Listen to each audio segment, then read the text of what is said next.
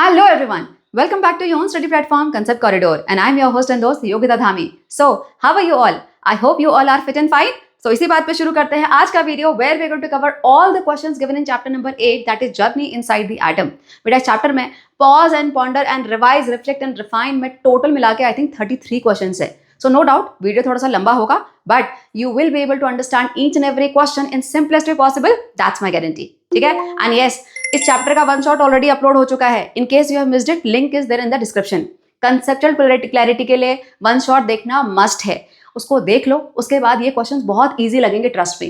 But yes, how to write down the perfect answer? Here I am helping you in this video. So let's get started with the first question given in Pause and Ponder, page number 143. देखो, suppose you made up your own atom as Thomson described using clay for the positive charge and small bead for the electron spread through it. बेटा Thompson model क्या था? Watermelon model.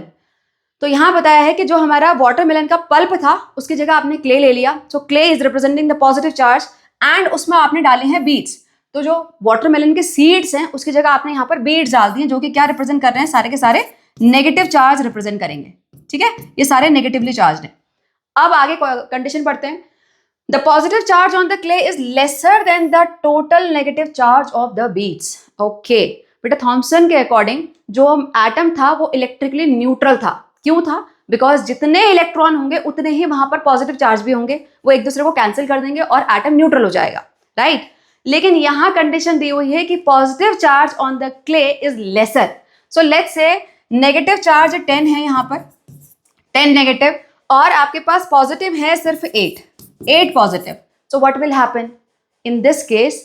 10 negative में से 8 तो इसको यहाँ पर 8 नेगेटिव तो इसको न्यूट्रल कर लेंगे. राइट? बट स्टिल यहाँ पर 2 नेगेटिव बच जाएंगे ना? यस और नो? सो 2 नेगेटिव अगर बच जाएंगे तो ओवरऑल एटम पे ये 2 नेगेटिव चार्ज बच जाएगा. So overall atom negatively charge हो जाएगा. Am I clear? चल आगे देखते हैं नेक्स्ट वाला. By mistake the clay itself carries a bit of negative charge. Okay बेटा, नेगेटिव हमने 10 बीड्स डाली हैं. राइट? 10 बीड्स हमने नेगेटिव डाली हैं, लेकिन ये बोला हुआ है कि clay itself carry bit of negative charge. तो पॉजिटिव 8 पॉजिटिव के साथ साथ यहां पर मान लो 2 नेगेटिव इसमें बाय मिस्टेक आ गए. ठीक है, सेकेंड कंडीशन के अकॉर्डिंग जो हमने पॉजिटिव क्ले लिया उसमें बाय मिस्टेक थोड़े बहुत नेगेटिव पहले से थे. सो लेट्स से 2 नेगेटिव और आ गए. अब क्या होगा? अब ओवरऑल अगर एटम को देखा जाए तो 10 तो हमने बीड्स डाल दिए नेगेटिव वाले, 2 पहले से क्ले में बाय मिस्टेक है, तो अब टोटल नेगेटिव कितने हो गए? 12. सो 12 नेगेटिव के अगेंस्ट अगर 8 पॉजिटिव है तो क्या होगा? डिफरेंस और बढ़ गया ना?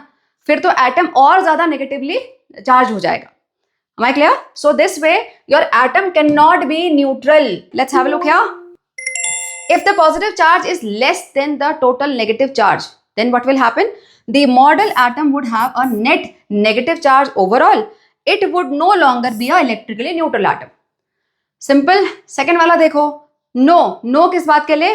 Would your model still represent a neutral atom? So no, it will not. If the positive clay itself carries some more negative charge, the total positive charge would be reduced further. है ना? पहले हम 10 negative के against 8 positive देख रहे थे. इस वाले सेकंड वाले केस में हम 13 नेगेटिव के अगेंस्ट 8 पॉजिटिव को देख रहे हैं. ठीक है, तो पॉजिटिव चार्ज और रिड्यूस हो गया कंपैरिजन में. Now making the imbalance worse, the model will still not represent a neutral atom. Clear? Perfect answer for your notebook. Screenshot ले लो. Moving for the second question, उसको हम देखेंगे नेक्स्ट स्लाइड में. Could an orange or a lemon which also contains seeds inside the soft pulp be a good comparison? In what way does it match Thomson's idea and where does it fall short?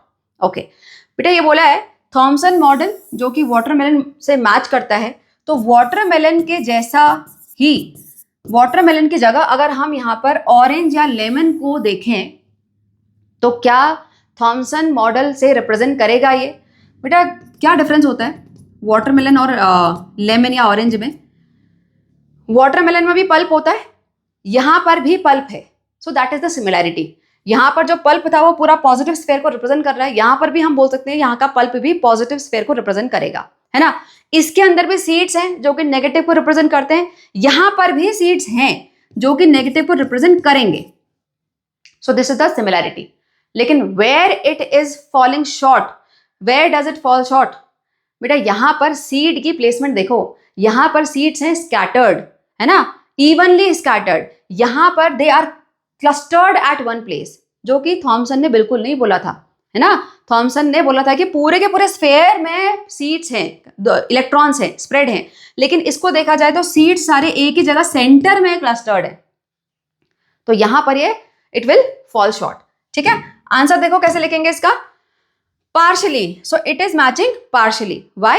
An orange or lemon matches the Thomson's idea in that seeds like electron, seeds जो कि electron represent कर रहे हैं, are embedded in the soft pulp, that is the positive charge, positive sphere. But it falls short because in real fruit the seeds are clustered in specific segment. जो lemon या orange होता है उसमें जो seeds होते हैं वो एक स्पेसिफिक एरिया में क्लस्टर्ड होते हैं, not spread evenly through out, whereas Thomson's model requires electrons to be evenly distributed in that sphere. ठीक है, क्लियर, इजी है ये वाला। चलो अगेन स्क्रीनशॉट ले लो। Next question, question number 3 here. Why did Thomson conclude that electrons are present in all the atoms? बेटा Thompson ने कौन से एक्सपेरिमेंट के बाद बताया था कि इलेक्ट्रॉन्स सभी एटम में प्रेजेंट होते हैं? डिस्चार्ज ट्यूब एक्सपेरिमेंट, है ना, कैथोड रे एक्सपेरिमेंट। लेकिन उसमें भी बेटा एक पर्टिकुलर ऐसा केस है जिससे ये पता पड़ता है कि इलेक्ट्रॉन सब में प्रेजेंट है। क्या था उसने? When he saw that glow that is coming out from cathode towards the anode, जब पता पड़ गया कि वो नेगेटिवली चार्ज है, जब उसने देख लिया कि वहां पर इलेक्ट्रॉन है, देन ही थॉट कि क्या ये सेम टाइप का पार्टिकल दूसरे किसी गैस के साथ ही मिलेगा या दूसरे किसी जो कैथोड का मटेरियल है उसके साथ ही मिलेगा। Then what he did, he change the cathode material, he change the type of gas inside that discharge tube. फिर क्या मिला उसको? Same type of electron, same type of particle, correct? So when he got same type of particle with different gases, different materials of cathode, then he concluded that this electron is universal. It is present in each and every type of atom, irrespective of कौन सा material ले रहे हैं। Clear? So ये specifically आपको लिखना पड़ेगा। देखो answer, Thomson performed the cathode ray experiment using the different material of the cathode and different gases inside the tube, है ना, and got the same result, means same वही negatively charged particle उसको मिल रहा था हर चीज के साथ, every single time. Now since the result didn't depend upon the material or the gas used, he concluded that electrons must be universal, fundamental component present in each and every type of atom, irrespective या फिर regardless of the element what we are taking. Clear? देखो बेटा experiment है, उस experiment में chunks में पढ़ना है आपको। सबसे पहले कैसे इलेक्ट्रॉन की डिस्कवरी हुई थी, तो पूरा सेटअप। उसके बाद पॉजिटिव है कैसे पता पड़ा था, because he checked with the electrical magnetic field. फिर सभी में प्रेजेंट है कैसे पता पड़ा था, ये इस वाले इवेंट के साथ। ठीक है, so 3 different question you can get from that experiment itself. चलो moving ahead, next pause and pointer का 4th question, now it is given in page number 144. What do you think would happen if alpha particle were replaced with negatively charged particle in Rutherford's gold foil experiment? अब फिर से देखो, सिर्फ experiment लिखने के लिए नहीं आया है कि आपने याद कर लिया और लिख लो। अब उसमें कंडीशन चेंज करके क्या होगा ये आपसे पूछा हुआ है। Again you have to apply your brain. देखो गोल्ड फॉइल एक्सपेरिमेंट में बहुत थिन लेयर ली थी गोल्ड की, राइट, और इसमें हमने अल्फा पार्टिकल को बॉम्बार्ड करवाया, है ना। रदरफोर्ड ने अल्फा पार्टिकल को बॉम्बार्ड करवाया। अल्फा पार्टिकल की प्रॉपर्टी पता होनी चाहिए। Alpha particles are positively charged, they matches the helium nuclei, so they are having 2 proton inside and mass of 4। ठीक है, so this is alpha particle. अब बेटा अल्फा पार्टिकल पॉजिटिवली चार्ज थे तो क्या देखा, मैक्सिमम बिल्कुल स्ट्रेट निकल गए, है ना, पॉजिटिव थे, मैक्सिमम स्ट्रेट निकल गए, लेकिन कुछ जो थे वो स्कैटर हो गए। क्यों स्कैटर हो गए? बिकॉज यहां पर सेंटर में कहीं ना कहीं पॉजिटिव चार्ज था। पॉजिटिव साथ में आएगा तो डिफ्लेक्शन होगा, रिपल्शन होगा, उस रिपल्शन के चक्कर में आपको स्कैटरिंग दिखाई दी। अब यहां क्वेश्चन बोला है कि आप उस अल्फा पार्टिकल की जगह आपने नेगेटिवली चार्ज पार्टिकल ले लिया। अब बताओ, अब यहां से आप नेगेटिवली चार्ज पार्टिकल को डालोगे, अब सेंटर में आपके पास इतना स्ट्रॉन्ग एक इकट्ठा पॉजिटिव चार्ज, जैसे ये नेगेटिवली चार्ज पार्टिकल इसके पास से जाएंगे तो क्या ये अट्रैक्ट नहीं होंगे? Negative positive always attract, So in that case, all the rays you will see they are going towards the nucleus. Yes, तो ऐसे केस में तो स्कैटरिंग दिखाई नहीं देगी, फिर तो ये सारे के सारे ऐसा लगेगा सीधे न्यूक्लियस में जा रहे हैं, वहीं चले गए. Yes or no? Because वहां पर अट्रैक्शन होगा. Am I clear? So scattering नहीं दिखाई देगी, इंस्टेड एक डिफरेंट ही पैटर्न दिखाई देगा जहां पे सारी के सारी जो रेज हैं या जो हम यहाँ पे नेगेटिवली चार्ज पार्टिकल्स डाल रहे हैं वो न्यूक्लियस की ओर जाते हुए दिखाई देंगे. क्लियर? आंसर देखो. In this case, maximum negatively charged particles would be attracted to the positive nucleus rather than being repelled. This would cause a completely different pattern of deflection. Particle would curve towards the nucleus rather than bouncing away from it. वो bounce नहीं होंगे, वो अंदर को curve हो जाएंगे. Clear? चलो इसी में एक और क्वेश्चन है, question number 5. Rutherford found that a few alpha particle bounced back sharply. How does this single surprising result completely rule out the Thomson's plum pudding model of the atom? Important question है बेटा, exam में पक्का दिखाई देगा ये किसी न किसी फॉर्म में, या तो सेम भी आ सकता है या तो लैंग्वेज चेंज हो सकती है. देखो, थॉमसन पुडिंग मॉडल के अकॉर्डिंग पूरा का पूरा स्फेयर पॉजिटिव, राइट, पूरा स्फेयर पॉजिटिव. यहां से आपने अल्फा रे पॉजिटिव इसमें बॉम्बार्ड करवाई, तो सारी की सारी अल्फा रे सेम इन्वायरमेंट में जा रही हैं अकॉर्डिंग टू थॉमसन मॉडल. तो सारी की सारी अल्फा रे अगर सेम पॉजिटिव चार्ज में जा रही हैं तो सब में सेम रिजल्ट दिखाई देना चाहिए था, लेकिन ऐसा हुआ तो नहीं. क्या हुआ, यहाँ पर जो एटम था उसमें से मैक्सिमम रे तो गई सीधी, है ना, लेकिन कुछ में बहुत शार्प डिफ्लेक्शन देखा गया, है ना, बहुत शार्प एंगल के साथ डिफ्लेक्शन देखा, और 10,000 में से कोई एक ऐसी रे थी जो रीबाउंड हुई. अब जो ये शार्प डिफ्लेक्शन वाली कुछ रेज या फिर एक या दो जो रीबाउंड हुई, वो क्या रिप्रेजेंट कर रही हैं बेटा? वो ये रिप्रेजेंट कर रही हैं कि एटम के अंदर कोई तो ऐसा एक अलग सा एरिया है जहां पर बहुत स्ट्रॉन्ग पॉजिटिव चार्ज है जिसने कि इन रेज को रिपेल किया.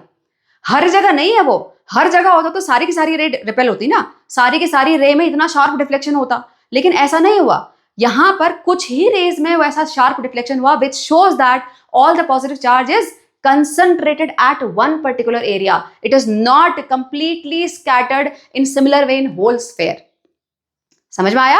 So that's why these rebounding of some of the alpha rays totally discarded the Thomson's pudding model. Answer कैसे लिखना है उसको देखते हैं. पहले तो थॉमसन मॉडल क्या है बताओगे? So in Thomson's model, the positive charge was spread evenly throughout the atom, meaning there was no concentrated region. है ना, इनके अकॉर्डिंग कहीं पर भी कंसंट्रेशन ज्यादा कम था ही नहीं, इवन था बिल्कुल. So there was no concentrated region strong enough to repel an alpha particle sharply, right. If Thomson's model were correct, all alpha particles should have passed through with little या फिर no deflection. सारे के सारे alpha particle same pattern दिखाना चाहिए था, जो कि नहीं हुआ. अब आ जाते हैं यहां पर. The fact that even a few alpha particle bounce straight back, that is 180 degree, proves that somewhere inside the atom there must be a small concentrated strong positive charge, which is only possible if model is having a dense nucleus, not that scattered positive sphere. Just one such result is enough to disapprove evenly spread assumption of Thomson model. ठीक है? So again perfect answer for 2 marker question. चलो question number 6 next slide में यहां देखते हैं. If you could ask Rutherford one question about his work, what would it be? Okay, अब ये बड़ा पर्सनलाइज सा क्वेश्चन है ना. अब तुम लोग क्या क्वेश्चन पूछ सकते हो, बस तुम्हारे रेंज मुझे पता है. क्यों करा ये एक्सपेरिमेंट, है ना, सबसे पहले ये वाला क्वेश्चन पूछोगे. चलो अब जिससे मार्क्स मिल जाए ऐसे क्वेश्चन पूछ लो. तो बेटा अगर आपको याद हो, Rutherford was the student of J Thomson, right. अब इसने सोचो अपने टीचर के ही मॉडल को क्वेश्चन कर दिया. यूजुअली टीचर की बात को हाँ बोल देते हैं, है ना, लेकिन क्यूरियोसिटी, राइट. तो ये पूछ सकते हो कि ऐसा आपको क्या लगा अपने जो टीचर हैं, अपने मेंटर हैं, उनके मॉडल में क्या प्रॉब्लम लगी कि आपने सोचा कि इसका एक्सपेरिमेंट करना चाहिए, राइट. और you just wanted to check the validity, या फिर आपको कुछ और इसमें डिस्कवर करना था, है ना. या फिर आप यही पूछ सकते हो कि जब आपको वो एक्सपेरिमेंट में पैटर्न दिखाई दिया अल्फा रेस का, तो सबसे पहले आपके दिमाग में क्या आया? Isn't it? Such type of question you can ask. देखो मैंने कुछ लिख के दिए हुए हैं. Why did you first suspect that the atom had a nucleus before you even ran the gold foil experiment? Or what was your reaction when you saw alpha particle bouncing straight back? ठीक है, तो इस तरह से question 1-2 बना लेना, otherwise ये भी लिख सकते हो. चलो next, now moving for question number 7 given in page number 145. assertion and reason वाला क्वेश्चन है. assertion देखो, Rutherford concluded that most of the mass of an atom is concentrated in small region at the center of the nucleus. Correct है, यही तो बताया था Rutherford ने. जितना भी मास है एटम का वो सारा का सारा न्यूक्लियस के अंदर होता है, वो छोटे से कंसंट्रेट से एरिया में, है ना. स्टेटमेंट करेक्ट है. अब रीजन पढ़ना है, तो रीजन पढ़ते वक्त ध्यान में देना है कि जो स्टेटमेंट रीजन में दिया हुआ है क्या वो एसर्शन को जस्टिफाई कर रहा है कि नहीं कर रहा है, क्या वो करेक्ट है कि नहीं है. ठीक है, पढ़ते देखो. According to Thomson's model, electrons are embedded in uniformly distributed positive charge sphere. Statement तो करेक्ट है, यही तो थॉमसन ने बोला था, जो इलेक्ट्रॉन्स हैं that they are embedded in uniformly positively charge sphere. So statement correct है, बट क्या ये रदरफोर्ड के कंक्लूजन को एक्सप्लेन कर पा रहा है? No, it is not explaining the Rutherford's conclusion, right. So both the statements are correct but reason is not the correct explanation. कहां पर है? सेकेंड वाला. Both A and R are true but R is not the correct expression of A. Clear बेटा? Assertion और reason वाले question में मुझे पता है बहुत सारे बच्चों को कंफ्यूजन होता है, इसलिए I will get an exclusive video जहां पर हम बहुत सारे क्वेश्चन ऐसे असर्शन एंड रीजन वाले सॉल्व करेंगे डिफरेंट चैप्टर से. ठीक है, सो स्टे ट्यून्ड. चलो next question, question number 8 given in page number 149. Imagine you are a scientist who has discovered a new element. Name this element after yourself and justify that the symbol you have chosen follows the IUPAC rules. देखा मैंने क्या बताया था, scientist बना के ही छोड़ेंगे. बेटा तुमसे सीनियर वाले बच्चे ना, पहले वाले बैच के बच्चे, ये रूल्स को सिर्फ याद कर लेते थे और उनका काम हो जाता था. अब आपका याद करने से नहीं चलेगा, अब आपको अप्लाई करना है, वो भी अपने नाम पे, है ना. चलो करते हैं. अच्छा, इस क्वेश्चन को सॉल्व करने से पहले you should know that there are actually such elements which are named after the scientist. जैसे कि रदरफोर्ड के नाम पे रदरफोर्डियम, उसका सिंबल है आर स्मॉल एफ. ऐसे आइंस्टीनियम, बोरियम, लॉरेंसियम, बहुत सारे ऐसे नाम हैं. ठीक है, तो अपने नाम के आगे आपको इस तरह से अपने नाम पे आपको एलिमेंट का नाम भी देना है और उसका सिंबल ही बनाना है. क्लियर? तो जैसे मैं अपने नाम पे बताती हूँ, अब तुम लोगों के नाम बहुत सारे अलग अलग होंगे, है ना. So I will tell on my name. Let's say Yogita. तो योगिता के नाम पे अगर आपको कुछ एलिमेंट का नाम देना है तो हम क्या कर सकते हैं? योगिटीरियम, है ना, योगिटियम, या तो टीरियम लगा लो या तो टीएम लगा लो, बस. सो योगिटीरियम, राइट. अब मुझे सिंबल भी देना है, तो Y सिर्फ मैं नहीं दे सकती because this is the symbol of yttrium. एक एलिमेंट है, उसका सिंबल है ये. सो हम इसमें Y के आगे अगर स्मॉल g दे दे, so first letter capital according to IUPAC name nomenclature and second letter small, जो कि अपने ही नाम के सेकेंड लेटर से लिया हुआ है. Correct? So it is following the IUPAC rules. Clear? ऐसे अपने नाम के आगे बनाना, अपने नाम के आगे ईएम या फिर रियम लगा लेना. ठीक है, देखो answer. The symbol uses the first letter of the name, capital Y, मेरा वाला, followed by one more letter in the lower case, that is G, following the standard capital and lower case format. है ना, ये format follow होता है IUPAC में, हमने कर लिया. The symbol is unique, it does not clash with any existing element symbol like Y for yttrium. ठीक है, so a different second letter like G was chosen to avoid the confusion. है ना, जैसे कि अब मान लो किसी का नाम आप में से है नीरज, सो ऐसे में Na is the sodium symbol, तो आप N सिर्फ नहीं ले सकते वहां पे. N लोगो तो नाइट्रोजन हो जाएगा, Na लोगे तो फिर तो वो सोडियम हो जाएगा. तो आप वहां पर Ne भी नहीं ले सकते हो क्योंकि वहां पे नियॉन है, वहां पर नियॉन है Ne का सिंबल, तो फिर आपको Nr लेना पड़ेगा. समझ आया? So you have to avoid any existing element symbol. Clear? Avoid confusion. Now it is short and simple, just 2 letters, easy to write and recognize internationally. Clear? Chalo, moving ahead, question number 9 here. What problems could arise if every scientist used different symbols for the same element? Okay, but a similar type of question आपने junior class में पढ़ा हुआ है. What will happen if we will use non-standard unit for measurement? अगर हम foot, yard, qubit, अंगुल, इन सब चीज का यूज करेंगे तो क्या होता है? कंफ्यूजन होता है. जब हम दूसरी कंट्रीज में जाते हैं तो वहां पर फिर हम स्टडीज नहीं कर सकते हैं. सो अगर हम इंटरनेशनल कोलैबोरेशन की बात करें तो वहां पर स्टडीज नहीं हो सकती हैं जब हम डिफरेंट सिंबल्स यूज करते हैं, है ना. तो यहाँ पर भी वही होगा, अगर all the scientist will use different kind of symbols, it will create confusion. जो ग्लोबल हम स्टडीज एक साथ करते हैं वो नहीं हो सकती. उसके अलावा केमिकल फॉर्मूले नहीं बनेंगे, कहीं केमिकल फॉर्मूला कुछ और यूज हो रहा है, कि इक्वेशन नहीं समझ में आएंगी किसी को. ठीक है, तो similar type of answer you can write down here. If every scientist used different symbols for the same element, it would cause confusion in the scientist communication, error in chemical formulas and equation, make global collaboration and research difficult, since there will be no common language for science to understand. ठीक है, चलो easy था ये. Next question, question number 10 given in page number 150. An atom with an atomic number of 26. Okay, अब हम आ गए हैं एटॉमिक नंबर, मास नंबर वाले क्वेश्चंस पे, है ना. सॉल्व करने यहाँ पर देखो. So an atom with atomic number 26. Atomic number किससे रिप्रेजेंट होता है? Z से. कितना है? 26. Has 56 nucleons. न्यूक्लियॉन्स क्या होते हैं? The number of protons and neutrons present inside the nucleus. So basically mass number किससे रिप्रेजेंट होता है? A से. कितने हैं? 56. Okay, find out it's number of electrons, protons and neutrons. Okay, atom का नाम नहीं दिया हुआ है, सिंबल भी नहीं दिया हुआ है, तो हम हाइपोथेटिकली x ले लेते हैं. ठीक है, अब बताओ, इसमें इलेक्ट्रॉन, प्रोटॉन और न्यूट्रॉन फाइंड आउट कर रहे हैं. So this one atomic number is basically the number of proton, और अगर न्यूट्रल एटम है तो उतने ही इलेक्ट्रॉन भी होंगे, है ना. अब कई सारे बच्चों को कंफ्यूजन होता है बेटा, वो बोलते हैं मैम कहाँ दिया है कि यहाँ न्यूट्रल है. एटम वर्ड लिखा है, इसका मतलब न्यूट्रल है. ठीक है, अगर इलेक्ट्रिकली न्यूट्रल नहीं होगा तो वहां एटम की जगह आयन वर्ड यूज होता है. ठीक है, so atom word itself represent the neutral atom. Clear? Neutral substance. चलो, so Z is equals to proton is equals to electron is equals to 26. दो तो ऐसे निकल गए. अब आपको निकालने हैं नंबर ऑफ न्यूट्रॉन. उसके लिए फॉर्मूला क्या है? A is equals to P plus N, और N इज इक्वल्स टू ये हो जाएगा P इस तरफ, सो A माइनस P. A क्या है? मास नंबर, है ना. सो मास नंबर हो गया आपका 56, प्रोटॉन है आपके पास 26. कितना आया आंसर? 30. सो neutron is equals to 30. Easy. चलो नेक्स्ट क्वेश्चन नंबर 11, इसको हम यहां पे सॉल्व करते हैं. ठीक है, the nucleus of an atom contains 20 protons. Okay, proton में न्यूक्लियस में 20 प्रोटॉन्स हैं. If it's mass number is 41. A आपको दिया हुआ है, P आपको दिया हुआ है. Find the number of neutrons. अरे ये तो बहुत इजी है, ये तो सिर्फ इतना वाला पार्ट आपको दोबारा कर लेना है.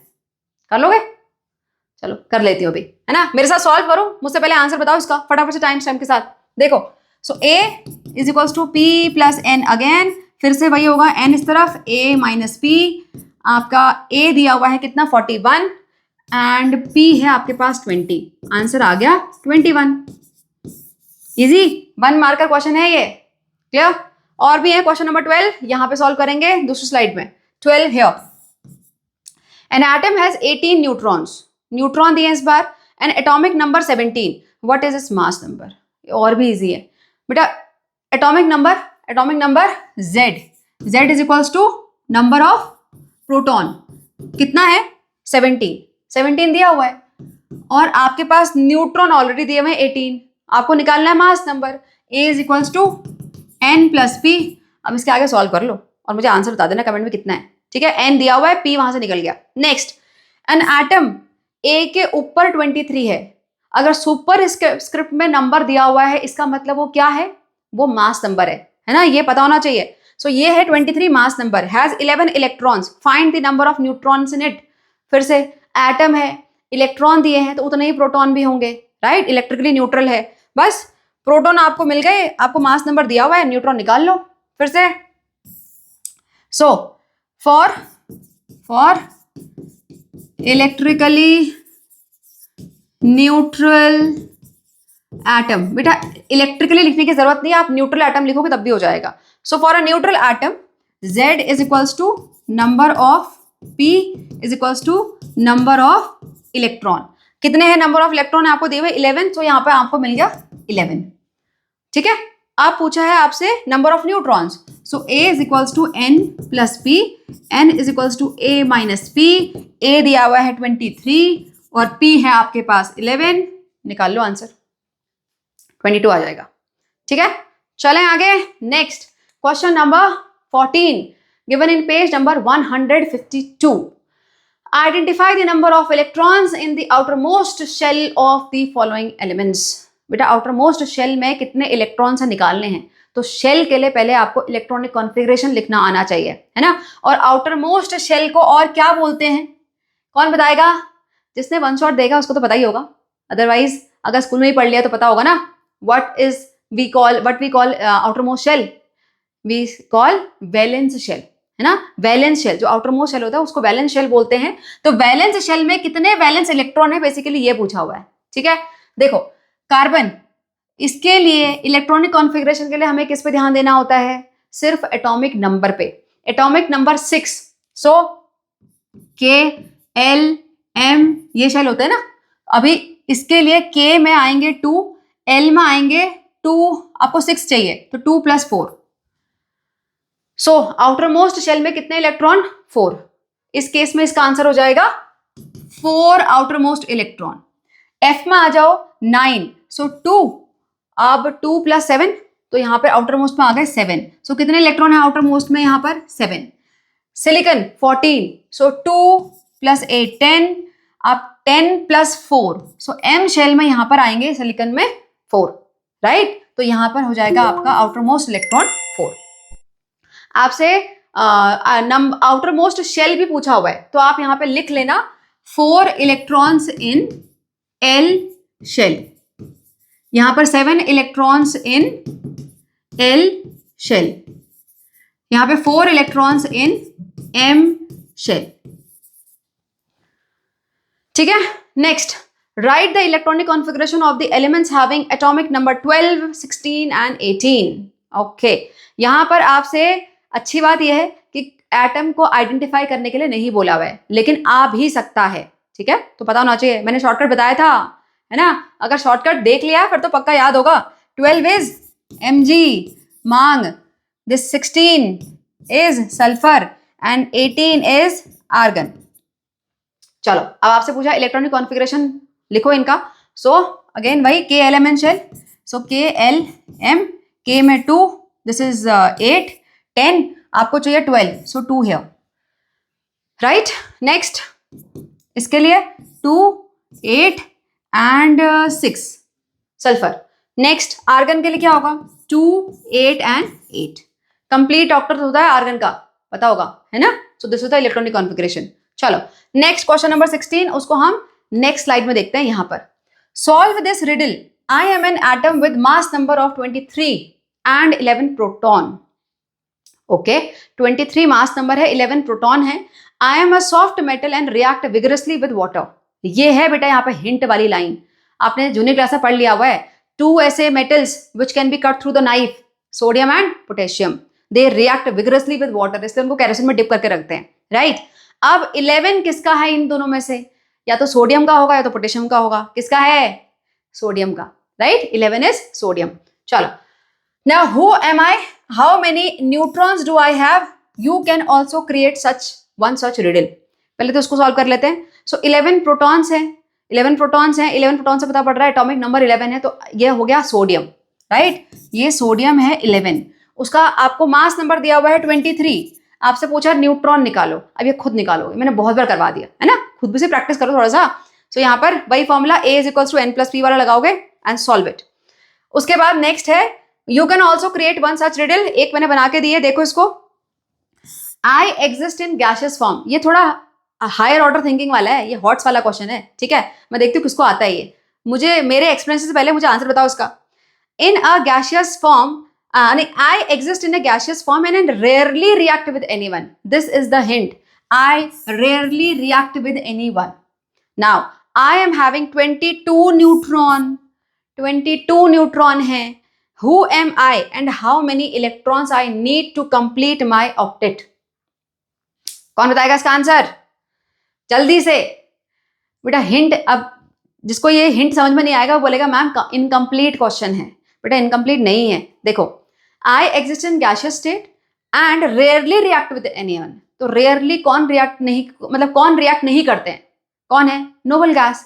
कौन कौन से नोबल गैस पढ़ी अभी तक आपने इस क्लास में, देयर इज हीलियम, उसके बाद नियॉन, उसके बाद आर्गन।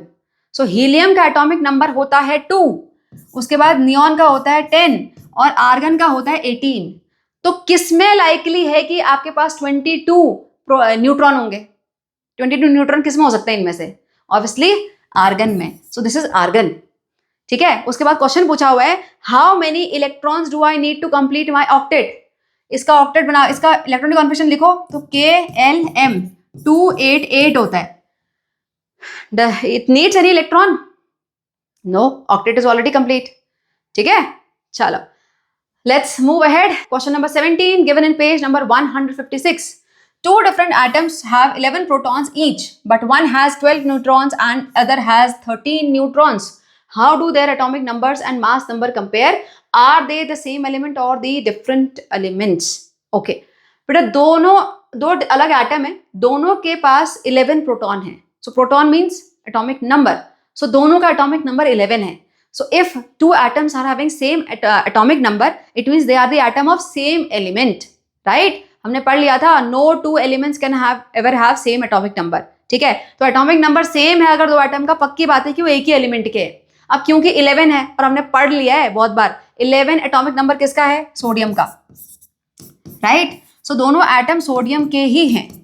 अब डिफरेंस कहाँ पे आ रहा है? But one has 12 neutrons, the other has 13 neutrons. So mass number neutron plus proton, इस वाले में 12 प्लस 11 कितना होगा?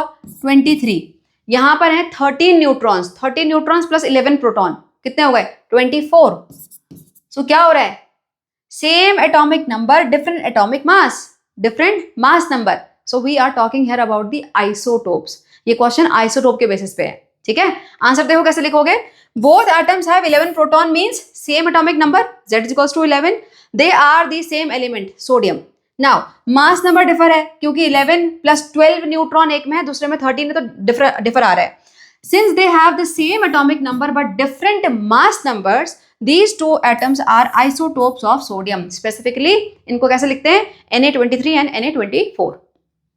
ठीक है, चलो अगेन एग्जाम रेडी, आंसर है प्रॉपर, ये आप लिख सकते हो. Next question number 18 next page पे देखते हैं. यहां पर if a bromine atom is available in the form of से 2 आइसोटोप्स Br79 जो कि परसेंटेज अबंडेंस उसकी दी हुई है, and Br81 again percentage abundance is given. Now calculate the average atomic mass of the bromine atom. Okay, बेटा similar type of question हमने chlorine के लिए निकाला था, है ना, वन शॉट में, बुक में दिया भी हुआ है. तो सिमिलर टाइप ऑफ क्वेश्चन है. क्या फॉर्मूला है? फॉर्मूला पता होना चाहिए. यहां पर वेटेड एवरेज, है ना, weighted average is equals to क्या करते हैं? मास 1, मास 1 ये है ना. सो मास नंबर, तो मास 1 इंटू परसेंटेज अबंडेंस अपॉन 100, फिर plus mass 2 into percentage abundance upon 100. This is the formula.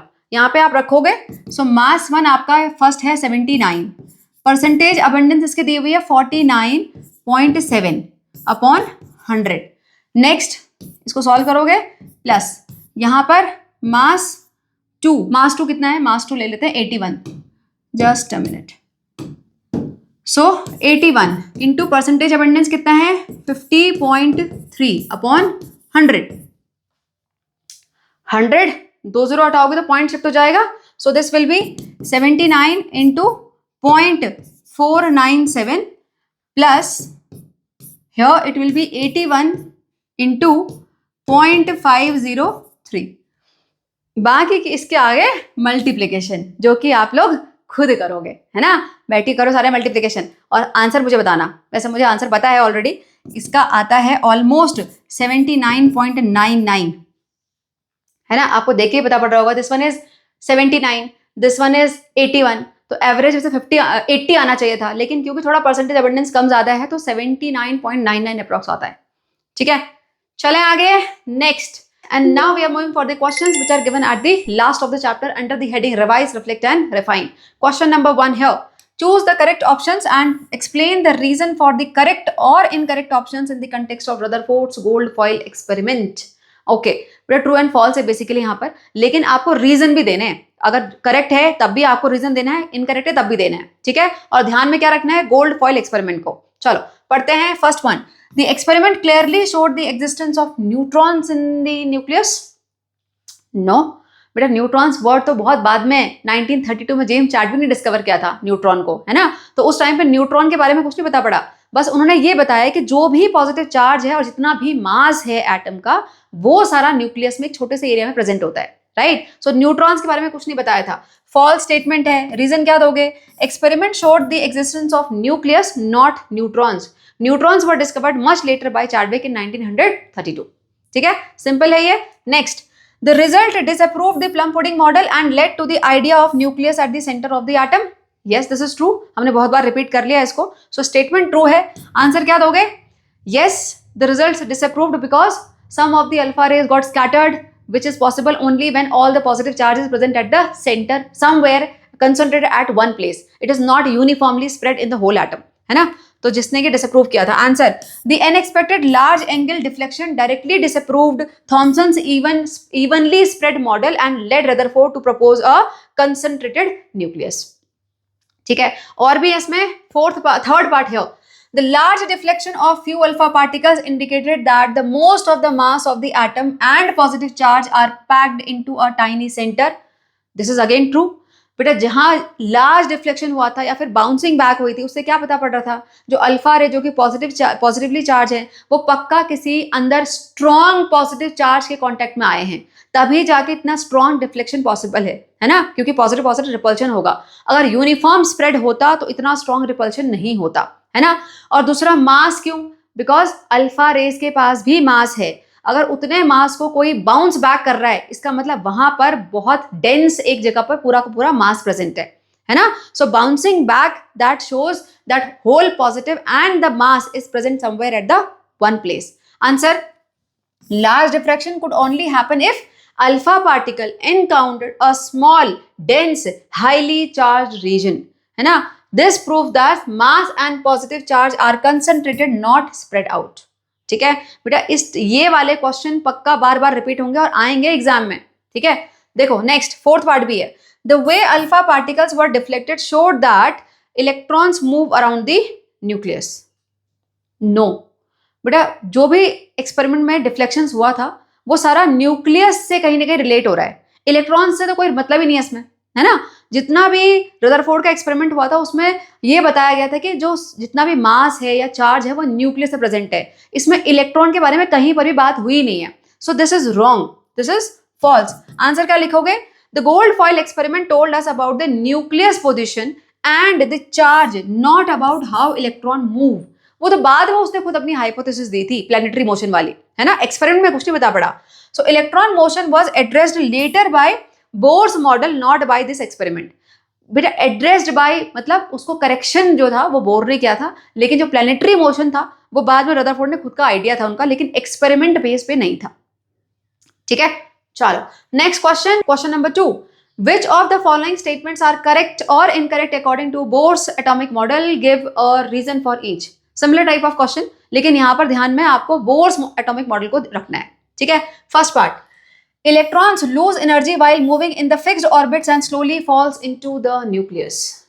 इसी को तो करेक्ट किया था बोर ने, ये तो ड्रॉबैक था रदरफोर्ड मॉडल का, है ना। तो ये बोर मॉडल का कोई भी इसमें बोर मॉडल का स्टेटमेंट नहीं है, ये उसका करेक्शन है। सो आंसर क्या होगा? This describes the Rutherford's flaw, not Bohr's model. Bohr said electrons move in a fixed orbit and do not lose energy. Just इसका opposite बोला था बोर ने, है ना, they do not lose energy. Next, electrons can exist anywhere around the nucleus with no fixed energy. Again false, है ना, क्योंकि bore ने बताया था electron exist only in the fixed energy shell. ऐसा नहीं कि कहीं पर भी घूमते रहते हैं, so wrong है, false. Electrons exist only in a specific fixed shell, देखो KLMN शेल बोलते हैं, नॉट एनीवेयर रैंडमली। ठीक है, नेक्स्ट आ जाओ। Electrons revolve around the nucleus in orbits of fixed energy without losing energy. Yes, this is true, यही exactly बताया था बोर ने, है ना। So this is the core idea of Bohr's model. Electron move in a fixed stationary orbits and do not lose energy till the time they are moving in their own orbit. ठीक है, last, electrons can be found between energy levels as they move around the nucleus. Again no, bore ने बताया था कि जो electrons हैं वो सिर्फ एनर्जी शेल में ही होते हैं, ऐसा नहीं कि एनर्जी के शेल के बीच में। नो, वो एनर्जी शेल को जंप कर सकते हैं बाय लूजिंग और gaining the energy, but energy shell के बीच में नहीं हो सकते, है ना। सो अगेन स्टेटमेंट है false. So electrons can not exist between shells, they can only jump directly from one shell to another by losing और गेनिंग द एनर्जी। ठीक है, चले आगे। Next, question number 3, the composition of nuclei of 3 atomic species XYZ are given as follows. Explain the relation between the following. Okay, X, Y, Z ये 3 different atoms हैं, उनके proton और neutron दिए हुए हैं. सो प्रोटॉन है, इसका मतलब ये Z है एटॉमिक नंबर, और न्यूट्रॉन साथ में दिए हुए हैं. तो आप न्यूट्रॉन के डिफरेंस से क्या होता है, न्यूट्रॉन के डिफरेंस से आपका मास नंबर अलग हो सकता है. तो मास नंबर निकाल लेते हैं ना. 18 प्लस 19 कितना होता है? 19 प्लस 18 37. ये कितना होगा? 18 प्लस 17 35. ये कितना होगा? 20 plus 17 37 again. Okay, now explain the relation between the following. Y and Z कहाँ है भाई? Y एंड Z क्या रिलेशन है इनके बीच में? दोनों का atomic number 17, same atomic number, different atomic मास. क्या है ये? आइसोटोप हैं. किसके हैं? किसके आइसोटोप हैं? कितने लोगों ने चैप्टर पढ़ लिया है, पता होगा है ना. इसका आंसर नहीं बताऊंगी मैं, क्वेश्चन भी गया हमने इसके बेसिस पे. So these two are isotope. बस यहाँ पे आपको आइसोटोप लिखना है, isotopes. Next Z and X. Z and X, so different atomic number but similar atomic mass, these are isobars. ठीक है, बस 1 मार्क का आंसर है ये. Next question number 4. What conclusion did Rutherford draw about the position and characteristics of the atom's positively charged part, so basically nucleus, based on a few alpha particles that bounced back and were deflected at large angles in the gold foil experiment? बेटा similar type of question हम बहुत बार repeat कर चुके हैं. जो bouncing back हुई थी या लार्ज एंगल पे स्कैटरिंग हुई थी, उससे क्या पता पड़ा? सारा का सारा जो पॉजिटिव चार्ज है वो एक ही जगह पे इकट्ठा है और सारा का सारा मास भी वहां पर कंसंट्रेटेड फॉर्म में है. राइट, सो वही आंसर है यहाँ पर. देखो एग्जैक्टली कैसे लिखोगे. Since a few alpha particle were deflected sharply और bounced straight back, Rutherford concluded that. जितने भी कंक्लूजन थे सारे हम एक साथ लिख रहे हैं यहाँ पर. First, the positive charge of the atom is not spread out. जो जे थॉमसन ने बोला था वो नहीं है, but concentrated in a very small region at the centre called the nucleus. Next, this region is also extremely dense, containing most of the atom's mass, since only something massive and concentrated could cause such strong repulsion to bounce back the fast moving alpha particle. अंदर कोई बहुत strong मास होना चाहिए जिसने कि इतने fast moving alpha particle को rebound करवा दिया. ठीक है, the rest of the atom therefore must be mostly empty space. ठीक है, so this were the conclusion of the Rutherford's model. ठीक है, चलें आगे. Next question number 5. Explain and arrange the following statements in the correct chronological order to show how atomic models have evolved over the time. One of the easiest question, याद ही करना है basically, है ना. देखो, Bohr model proposed that electrons move in a fixed orbit around the nucleus with a definite energy. जो last में था, है ना. उससे पहले थॉमसन्स पुडिंग मॉडल, है ना. सबसे पहले एटॉमिक मॉडल थॉमसन ने दिया था. राइट, तो अभी फर्स्ट में ये ले सकते हैं रदरफोर्ड्स. थॉमसन के बाद रदरफोर्ड था. फिर डाल्टन्स मॉडल. सबसे पहले क्या था बेटा? डाल्टन की एटॉमिक थ्योरी, है ना. So Dalton's model describe atom as indivisible particle, है ना. इसी को मानते रहे. फिर रेडियो एक्टिविटी डिस्कवरी हुई. रेडियो एक्टिविटी के बाद जे थॉमसन ने जिस इलेक्ट्रॉन को डिस्कवर किया था, उसके बाद एटॉमिक मॉडल दिया था अपना वाला, पुडिंग वाला. सो पहले आएगा फोर्थ रदरफोर्ड. उसके बाद नेक्स्ट क्या आएगा? नेक्स्ट आएगा Thomson's model depicted the atom as a plum pudding model. So second. उसके बाद उसकी टेस्टिंग हुई थी, रदरफोर्ड ने करी. So third one. और उसके बाद लास्ट में आ गया आपका बोर. ठीक है, सो आपको आंसर भी देना है शायद, है ना. Show how atomic model evolved. So Dalton model 1808 में, atom is the individual particle. फिर थॉमसन्स मॉडल आया 1897 में, plum pudding model, electron embedded in the positive sphere. फिर रदरफोर्ड मॉडल इन 1911 जहां पर बताया dense central nucleus were discovered. And at last Bohr's model in 1913 जहां बताया गया कि electron move in the fixed orbit with definite energy. ठीक है, इजी. चलें आगे. Next question number 6. Electron move around the nucleus in orbits. Why do they not fly away from the atom? Explain what keeps them attracted to the nucleus. थोड़े बहुत physics भी है यहाँ पर बेटा. कभी भी let's say this the centre, है ना, न्यूक्लियस N+P लिख लेते हैं यहाँ पर. ये एक कोई ऑर्बिट जिसमें इलेक्ट्रॉन घूम रहा है. अब इलेक्ट्रॉन अगर सर्कुलर पाथ में है तो सर्कुलर पाथ में हमेशा एक्सेलरेशन होता है है ना, हर टेंजेंट पे डायरेक्शन चेंज हो जाती है, पता है ना, हर टेंजेंट पे डायरेक्शन चेंज होती है। तो ये पूछना है कि इलेक्ट्रॉन जो घूम रहा है इतनी स्पीड से इस ऑर्बिट में, वो उड़ के कहीं और भी नहीं पहुंच जा रहा, क्या है उसको जो इस ऑर्बिट में होल्ड करके रखा हुआ है, क्या है बेटा? इलेक्ट्रॉन इज नेगेटिवली चार्ज, यहां पर सेंटर में इतना पॉजिटिव चार्ज है एक साथ, वो भी, तो ये अट्रैक्शन हो गया ना, electrostatic attraction will be there. So this electrostatic attraction is acting as a centripetal force.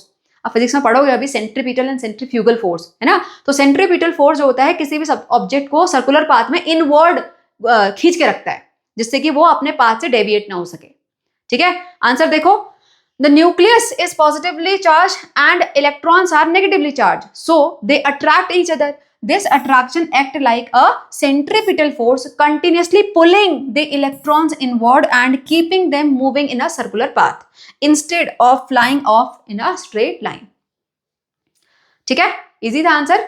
Next one, question number 7, assertion and reason आ गया फिर से। The discovery of subatomic particles helped in understanding the atomic structure. True, जब हमें पता पड़ा कि सब atomic particle है इलेक्ट्रॉन, उसके बाद ही ये सारे एटॉमिक स्ट्रक्चर्स आने शुरू हुए, है ना। So this is true. Reason पे आते हैं, the number of electrons is equal to the number of protons in an atom. This is also true, number of electron is equal to number of proton होते हैं, लेकिन ये कहीं से भी असर्शन को तो एक्सप्लेन नहीं कर रहा ना, ये दोनों अपने अपने फैक्ट दे दिए हैं कि भाई सब एटॉमिक पार्टिकल पता पड़े तो एटम जो एटॉमिक मॉडल है, एटॉमिक स्ट्रक्चर है, उनके बारे में पता पड़ना शुरू हुआ, that is a fact. Next, number of electrons equals to number of proton, that is also a fact, but it is not explaining anywhere assertion. तो आपका होगा आंसर अगेन सेकंड वन। ठीक है, चलें आगे। Next question number 8, magnesium is essential for many biological processes including muscles contraction. For an atom of magnesium with a mass number of 24, atomic number 12, determine the number of protons, neutrons, electrons. Easy वाला, है ना। Proton कितने हैं भाई? Atomic number proton is equals to Z, that is equals to 12। Answer पहले बता पड़ गया। न्यूट्रॉन कितने होंगे? यहाँ पे दिया हुआ है I think mass number A is equals to N plus P। Now N is equals to A minus P। अब कर लेना, 24 माइनस 12, इतना नहीं बताऊंगी मैं, ये खुद करो। Now electrons also, so for neutral atom it is Z is equals to N P is equals to E, so is equals to 12। ठीक है, आगे और भी है question, and also illustrate the arrangement of electrons in the magnesium atom। बेटा जब ऐसा question आता है अरेंजमेंट ऑफ इलेक्ट्रॉन्स, तो इसका मतलब आपको एनर्जी शेल डायग्राम बना के देना है। यहाँ पर आप सिर्फ ये लिख लोगे ना Mg12 करके, आप उसका इलेक्ट्रॉनिक कॉन्फ़िगरेशन KLM लिख के आ गए तो मार्क्स नहीं मिलेंगे। ये इलेक्ट्रॉनिक कॉन्फ़िगरेशन है, ठीक है। जब इलेक्ट्रॉनिक कॉन्फ़िगरेशन लिखने के लिए आता है तो आपको ये लिख के आना है 2 8 एंड यहाँ पर फिर उसके बाद 2। लेकिन अगर एनर्जी शेल डायग्राम बोला है या फिर अरेंजमेंट ऑफ इलेक्ट्रॉन बोला है तो आपको प्रॉपर एनर्जी शेल डायग्राम बनाना पड़ेगा। सो यहाँ पर आप N प्लस P बनाओगे, थोड़ा सा शेड कर लेना भाई डायग्राम वराम को, है ना, अच्छा सा बना लेना और प्रॉपर सर्कल भी बना लेना, right. So 2 electrons, this is K shell. उसके बाद L शेल बनाओगे, फिर 8 बनाना इसमें, 4 6 8 एंड एट लास्ट 1 मोर और यहाँ पर 2। अभी क्या ये कंप्लीट हो गया? नो, यहाँ पे शेल भी बनाने पड़ेंगे, आपको बताना पड़ेगा this is K shell, this is L shell and this is M shell. Now you'll get the marks. ठीक है, चलें आगे। Next question number 9, find the following information for the elements shown in figure 8.17। This is figure 8.17, energy shell diagram दिया हुआ है, इसको interpret करके आपको इन क्वेश्चंस के आंसर देने हैं। नाउ बेटा मैंने बताया था 1 to 20 एटॉमिक नंबर याद होने चाहिए सीक्वेंस में। आ गया क्वेश्चन उसके बेसिस पे। देखो एनर्जी शेल डायग्राम, यहाँ पर नंबर ऑफ इलेक्ट्रॉन्स, इसको देख के हम बता सकते हैं कि एटॉमिक नंबर क्या है, क्योंकि न्यूट्रल एटम मान के चल रहे हैं हम। ठीक है, सो इलेक्ट्रॉन जितने उतने proton, so basically atomic number this is 3, this is 2 and 1 2 3 4 5, 2 plus 5 7, this is 2 8 10 और 1 2 3 13 एंड हियर इट इज 2 और 1 2 3 4 5 6 7, 7 plus 2 9। बताओ कौन कौन से एलिमेंट है, कौन कौन से हैं? 3 क्या होता है? Lithium, right. लिथियम, हा ही ली, सो लिथियम। उसके बाद this is nitrogen, this is aluminium, right, and here this is fluorine, so fluorine, clear? so हमने name of element find out कर लिया है। नाउ सिंबल, लिथियम का सिंबल क्या होता है? Li, नाइट्रोजन का N, एल्यूमिनियम का Al, फ्लोरीन का F। Easy. Next, total number of electrons, हमने ऑलरेडी आंसर दे दिया। Total number of electrons, number of valence electron. Valence electron क्या होते हैं? The electrons present in the outer most shell, right. तो valence electron इस case में answer क्या होगा? 1, यहां पर 5, यहां पर 3, यहां पर 7, ठीक है। Next, valency of the element. अब वैलेंसी क्या होता है? The number of electrons that any atom can give और take to complete the octet. यहां पर लिथियम के पास 1 इलेक्ट्रॉन है, तो ऑब्वियसली 1 किसी को दे देगा, 7 कहां से लेगा? किसी से, है ना। सो इसकी वैलेंसी हो जाएगी 1। इसकी वैलेंसी 5 है नाइट्रोजन के पास, सो 5 किसी को देगा कि 3 लेगा? 8 कंप्लीट करने होते हैं ना, सो ऑब्वियसली 3 यहां पर लेना आसान है, सो 3। हियर एल्यूमिनियम, इसके पास 3 है, तो ये 3 किसी को दे देगा rather than taking 5, so 3। And fluorine obviously 1 ये किसी से लेगा, सो दैट 8 हो जाएंगे इसके पास। Clear? Next, number of proton. अब न्यूट्रल अगर एटम है तो सेम वही, जितने इलेक्ट्रॉन है उतने प्रोटॉन भी होंगे, so 3, 7, 13 and 9। Next, atomic number. Atomic number same यही, Z इज इक्वल्स टू वही, Z is equals to P होता है, पता है हमें, सेम। क्लियर? बहुत ही इजी क्वेश्चन था ये। Next, question number 10। Both Rutherford's and Bohr's model have electrons orbiting the nucleus. Why did Rutherford's model fail to explain atomic stability while Bohr's model succeeded? बेटा Rutherford ने क्या बताया था? Electron circular path में घूम रहे हैं, just like the planets are revolving around the sun, है ना। उन्होंने फिक्स्ड ऑर्बिट नाम की कोई चीज बताई नहीं थी, तो यहां पर लोगों ने अपना फिजिक्स लगाने शुरू कर दी। अच्छा, सर्कुलर पाथ में इलेक्ट्रॉन घूम रहा है, चार्ज पार्टिकल, तो इसका मतलब एक्सेलरेटेड मोशन, और चार्ज पार्टिकल अगर एक्सेलरेट करेगा तो धीरे धीरे एनर्जी को लूज करेगा, वो धीरे धीरे स्पाइरल इनवर्ड हो जाएगा और अल्टीमेटली न्यूक्लियस जाके गिर जाएगा, तो स्टेबिलिटी एक्सप्लेन नहीं हो पाई। यहां पर बोर ने क्या किया? उन्होंने बोल दिया भाई जब तक इलेक्ट्रॉन फिक्स्ड ऑर्बिट में घूम रहा है, नो गेन और lose of energy, so atomic stability. ठीक है, answer Rutherford's model, electrons orbiting the nucleus are constantly changing direction, means they accelerate. An accelerating charge particle loses energy continuously, so electrons should spiral inward and crash into the nucleus. This made atomic model unstable. Bore में आ जाओ, Bohr's model introduced fixed energy shell यानी fixed energy level. Electrons moving in these specific orbit do not lose energy. Thus, this explained the stability of the atom. क्या? चलें आगे. Next, question number 11. An atom X 70 ऊपर है, इसका मतलब mass number है 70. has 31 electrons. How many neutrons are there in the nucleus? कितनी बार हम इस क्वेश्चन को करेंगे, है ना। 70 क्या है? A 70 इलेक्ट्रॉन्स, क्योंकि एटम है तो जितने electrons, number of electrons is equals to number of protons is equals to 31. So A is equals to N plus P. N निकालना है तो A माइनस P. A है आपका 70, ये है 31. कितना आया आंसर? कितना आया? 39. डन. चलें आगे. Next, question number 12.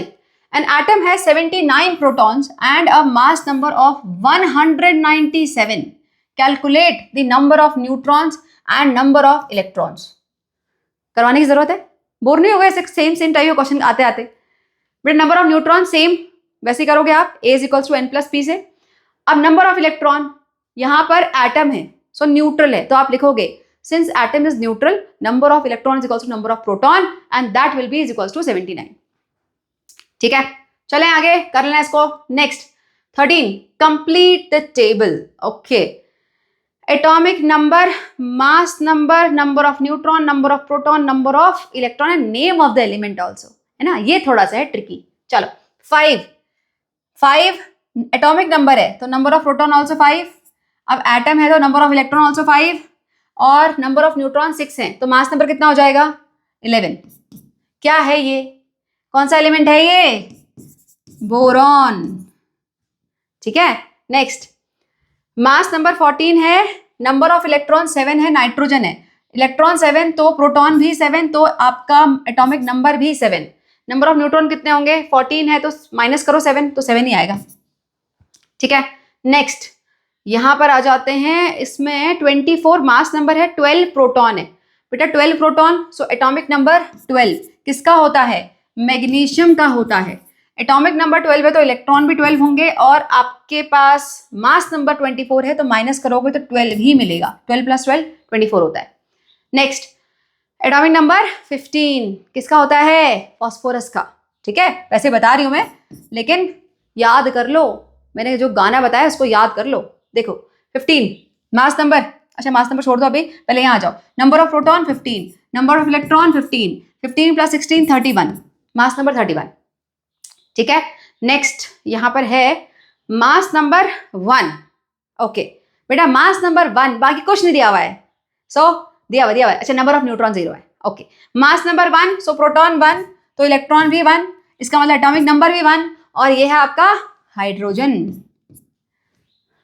ठीक है, इजी था। चलो next question number 14। Aman was discussing the structure of atom with his classmates. During the discussion, he learned that an element X has a mass number of 35 and contain 18 neutrons. देखो mass number दिया हुआ है 35, 18 neutrons है। Based on this information answer the following questions को चलो करते हैं। How many electrons and protons does element x have. Okay, अब आपके पास ए है, एन है, पी निकालोगे तो जितने पी निकालोगे उतने यहां पर इलेक्ट्रॉन भी हो जाएंगे, है ना, जितने प्रोटॉन उतने भी इलेक्ट्रॉन। देखो A is equals to N plus P, so P is equals to A minus N. A है आपके पास 35, न्यूट्रॉन है आपके पास 18, तो आपका आंसर आएगा 17। सो हाउ मेनी इलेक्ट्रॉन्स और प्रोटॉन्स, 17। ठीक है, next what is the atomic number, 17। Identify the element x, 17 क्या होता है, क्लोरीन होता है, Cl, ये स्मॉल l है। Next right it's electronic configuration, electronic configuration KLMN वाला, सो KLM 2 8 2 + 8 10 + 7 17। ठीक है, how many valence electrons does it have, valence electron outer most shell 7। What will be the mass number if 2 neutrons are added to its nucleus? बेटा अगर 2 neutrons add कर दोगे इसके nucleus में, है ना, 18 न्यूट्रॉन्स से 2 और ऐड कर दोगे तो क्या हो जाएगा मास नंबर, ऑब्वियसली 35 + 2 हो जाएगा 37। Yes, next what will be the relation of x with the new atom. क्या होगा बेटा, यहां पर जो पहले ये वाला क्लोरीन है इसका था आपका एटॉमिक मास 17, मास नंबर 35, आपने 2 और ऐड कर दिए तो रहेगा तो क्लोरीन एटॉमिक नंबर 17, लेकिन अब हो गया मास नंबर 37, तो क्या है ये, isotopes, so that will be isotope of the X. ठीक है, चलो next question number 15 and the last one. In an atom there are 12 protons and 12 neutrons in the nucleus. Now imagine that all the electrons are replaced with some hypothetical particles that have same charge as electrons but are 500 times heavier. Okay, what effect will this replacement have on the atoms? Okay, देखो diagrammatically बनाते हैं इसको। तो यहाँ पर एक atom है जिसके अंदर 12 प्रोटॉन है एंड 12 न्यूट्रॉन है, तो मास नंबर कितना हो गया, 24, है ना, मास नंबर 24 है। उसके बाद बोला कि जितने भी न्यूक्लियस बाहर होंगे उन सबको रिप्लेस करके हमने कोई दूसरे पार्टिकल ले लिए जिन पे चार्ज तो सेम है, यानी चार्ज नेगेटिव ही है, लेकिन उनका मास जो है वो 500 टाइम्स हेवियर है। ठीक है, so what effect will this replacement have on atoms, atomic number. Atomic number पर कुछ फर्क पड़ेगा क्या बेटा, atomic number is the number of proton inside the nucleus, inside the atom. Electron पर डिपेंड क्यों नहीं करता, बताया था मैंने, ये इलेक्ट्रॉन को हम, इलेक्ट्रॉन का गिव एंड टेक चलता रहता है केमिकल रिएक्शन में, है ना, to gain the stability, to gain the octet. So electron पे हम नहीं कंसिडर करते हैं, हम करते हैं प्रोटॉन पे कंसिडर एटॉमिक नंबर को। तो प्रोटॉन तो उतने के उतने हैं, इलेक्ट्रॉन रिप्लेस हुए ना, प्रोटॉन नहीं हुए, सो एटॉमिक नंबर सेम रहेगा, सेम। ठीक है, अब आ जाओ एटॉमिक मास। अब एटॉमिक मास, पहले हम एटॉमिक मास सिर्फ प्रोटॉन और न्यूट्रॉन को देखते थे क्योंकि इलेक्ट्रॉन का मास ऑलमोस्ट नेग्लिजिबल होता है, लेकिन यहाँ पर जो सेम टाइप ऑफ पार्टिकल लिया है चार्ज वाला, लेकिन वो 500 टाइम्स हेवियर है, तो फिर एटम का मास सिग्निफिकेंटली बढ़ जाएगा ना। तो एटॉमिक मास अगर बोलोगे तो एटॉमिक मास इंक्रीज होगा, ठीक है। अब आ जाओ मास नंबर। एटॉमिक मास और मास नंबर में क्या डिफरेंस होता है? But atomic mass is the actual mass जो कि हम यूनिफाइड मास यूनिट के साथ रिप्रेजेंट करते हैं, यू, है ना। इसकी पहले वाली unit AMU, atomic mass unit होता था, अभी यू से रिप्रेजेंट करते हैं। मास नंबर क्या है? ये सिर्फ न्यूट्रॉन एंड प्रोटॉन का एडिशन है। तो मास नंबर पे कुछ चेंज होगा क्या? नो, वो सेम रहेगा। So it will be same. Atomic mass increase हो जाएगा क्योंकि वो एक्चुअल मास है जहां पर हर चीज काउंट होती है। Mass number is the number of nucleons, वो सेम रहेंगे, ठीक है। ओवरऑल चार्ज, ओवरऑल चार्ज क्या रहेगा? सेम रहेगा क्योंकि सेम चार्ज है ना। इन पार्टिकल, जो नए पार्टिकल लिए हमने हाइपोथेटिकल पार्टिकल, उन पर भी चार्ज सेम है, तो इलेक्ट्रिकली न्यूट्रल ही रहेगा अभी भी, ठीक है। आंसर देखें, चलो first one, atomic number unchanged because Z depends on the number of protons, not on the electrons. So proton are same, 12. Next, second, atomic mass increases significantly. Why? Because since the new particles are 500 times heavier than the electrons, these heavy replacement would now add substantial mass to the atom. ठीक है, mass number पे आ जाओ। mass number unchanged because mass number is the number of nucleons, means protons and neutrons, वो भी change नहीं हुए हैं। Next आ जाओ overall charge also unchanged, still neutral. Why? Because the replacement particles carry the same charge as the electron, so still there are 12 of them balancing the 12 proton. ठीक है, easy। चलें आगे। ओके, अच्छा तो खत्म ही हो गया। So with this we are done with this all questions. I hope you were able to understand each and everything. But still अभी भी कोई डाउट रह गया है, अभी भी कोई क्वेश्चन है, you can always comment. I will revert back. ठीक है, see you soon for the next chapter. Till then, take care and bye bye.